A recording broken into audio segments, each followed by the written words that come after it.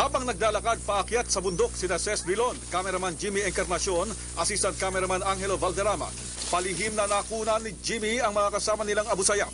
Hindi pa inaanunsyo ng mga bandido na kinikidnap nila ang ABS-CBN News Team at si Profesor Octavio Dinampo. Lunes na ng umaga nang ihayag sa kanila na sila ay bihag na ng Abu Sayyaf. Ito na lang sasabihin ko sa iyo, kidnap for ransom na ito.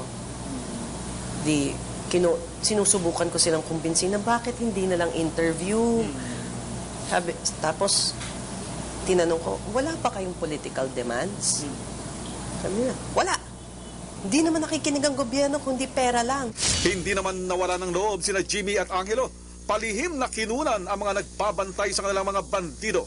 Sabi ko, pwede ko mahiram yung camera. Kasi pinatago na nila eh. Ipipreheat ko lang, sabi ko, kasi baka masira, nagmumoist kasi yan. Ako. So, binigay naman sa akin yung baterya, kinuha ko, tapos inon ko. Pero hindi nila alam na naka-roll pala yun. Hindi nagpapakilala sa tunay na pangalan ng mga kidnappers, kaya binansagan na lamang sila ng news team. Si Commander Babyface dahil mahilig daw magpahid ng pampakinis ng muka. Ito naman daw si Commander Text, lagi raw kasing nagtitext sa bundok. Si Baby dahil sa tingin ng news team, mga 15 taong gulang lamang ang edad. At si Commander Brain Damage.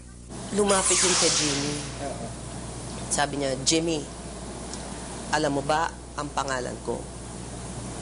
Parang talaga nakakatakot. Sabi ni Jimmy, hindi po sir. Nakagapos na ata si Jimmy noon, no? Nakagapos na siya. Tas ako katabi. Sabi niya, ako, si Brain Damage. Ganun ang pagkasabi. So hindi ako tumitingin, nakaganon lang ako. Nagsisigarilyo ka ba? Hindi po sir, matagal na akong tumigil. Mabuti. Dahil ayoko ng sigarilyo.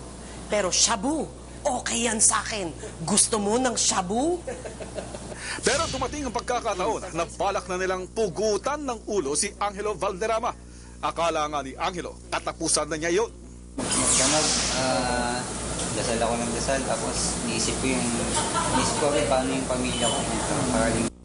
Ang hindi alam ni Ces sa mga sandaling yun, abalang-abala na ang ABS-CBN Crisis Committee sa isang safe house.